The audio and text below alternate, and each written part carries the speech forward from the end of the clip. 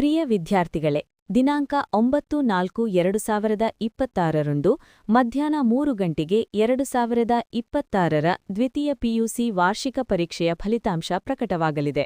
ವಿದ್ಯಾರ್ಥಿಗಳು ತಮ್ಮ ಫಲಿತಾಂಶವನ್ನು ವೆಬ್ಸೈಟ್ https://karnataka.results.nic.in ಅಥವಾ ಕರ್ನಾಟಕ ಒನ್ ಮೊಬೈಲ್ ಆಪ್ ಮೂಲಕ ವೀಕ್ಷಿಸಬಹುದು.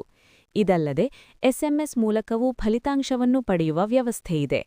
ಅಂಕಪಟ್ಟಿ ಅಂದರೆ ಮಾರ್ಕ್ಸ್ ಕಾರ್ಡ್ ಅನ್ನು ಡಿಜಿ ಲಾಕರ್ ಮೂಲಕ ದಿನಾಂಕ 9-4-2026 ಮಧ್ಯಾಹ್ನ 3 ಗಂಟೆಯಿಂದ ಡೌನ್ಲೋಡ್ ಮಾಡಬಹುದು.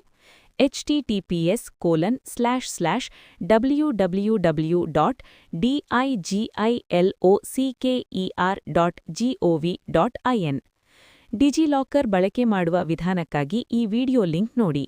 ಇಮೇಲ್ https://tinyurl.com/mw84wm9 ಎಲ್ಲ ವಿದ್ಯಾರ್ಥಿಗಳಿಗೆ ಶುಭಾಶಯಗಳು.